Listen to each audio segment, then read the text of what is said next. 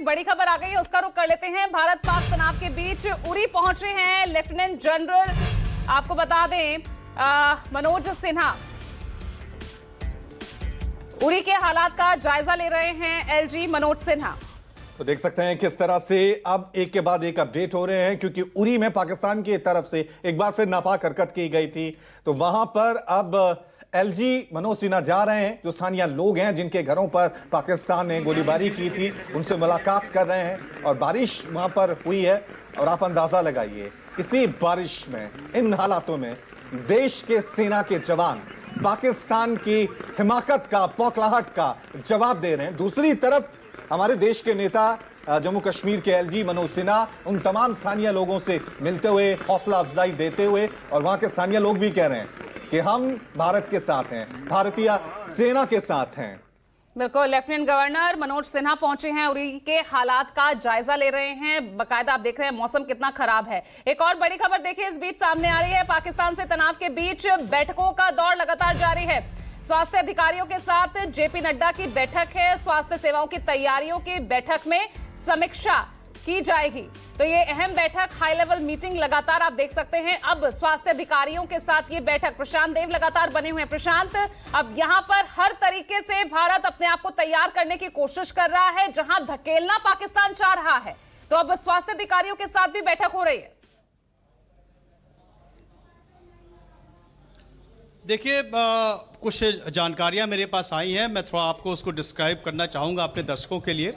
ये जो बैठकों का दौर जो चल रहा है वो एक प्रिवेंटिव एक्शन के तौर पे चल रहा है, लेकिन जो रक्षा मंत्री ने आज बैठक की है वो स्थिति को असेसमेंट करके दोबारा से टारगेट सेट करने के लिए वो मीटिंग थी। वो जानकारी हमारे पास आई है और उसके बाद आंतरिक सुरक्षा को लेकर गृह मंत्री बैठक कर रहे हैं, जिसमें आईबी प्रमुख और तमाम अर्धसैनिक बलों के महानिदेशक उनके साथ मौजूद हैं। और चूंकि हेल्थ सेक्टर के लिए जेपी नड्डा चूंकि मंत्री हैं तो इसलिए बैठक कर रहे हैं। देखिए, ऐसा है कि पूरी तरीके से ये तय हो चुका है कि अब जिस तरीके से ये तय किया गया है कि अगर वहाँ से कोई भी चीज़ आती है तो अब उसका जवाब देना है, क्योंकि हम पे, हमारे मिलिट्री एस्टेब्लिशमेंट पे ये हमले हो रहे हैं। तो उसी को असेसमेंट करने के लिए ये बैठ के चल रही है। देखिए, दो चीज़ बहुत ऑपरेशन सिंदूर के पार्ट 1 के बाद जो एक तस्वीर आप देखने की कोशिश कीजिए जो निकल के आती है कि किस तरीके से विजुअल सबूत दिए गए ऑपरेशन सिंदूर 1 के बाद, पूरी दुनिया को दिए गए।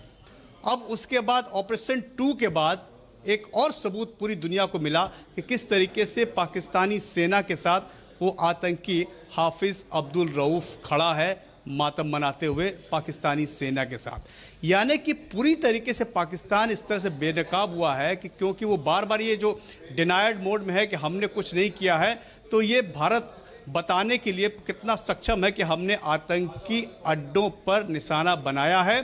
और फिर उसी प्रेस कॉन्फ्रेंस में जब विक्रम मिस्त्री कहते हैं कि अगर हमारे एस्टेब्लिशमेंट पे कोई हमला होगा तो उसका जवाब मुंह तोड़ दिया जाएगा, तो मुंह तोड़ जवाब दिया गया। और बिल्कुल जवाब दिया जा रहा है, अब तक असेसमेंट जवाब दिया जा रहा है और पाकिस्तान को सबक मिल भी रहा है। एक बात की अब तक अभी जी बोलिए प्रशांत। रवि, एक और चीज बता दें कि सिर्फ जो है जो कैजुअलिटी की बात आपको बता दें कि जो जानकारी हमको मिल रही है बहुत ही विश्वस्त सूत्रों से कि हमारे तरफ जो कैजुअलिटी हुई है वो अभी उतनी ही है जो आधिकारिक बताई गई है, यानी कि 16 सिविलियंस की और 59 उसमें से घायल हैं।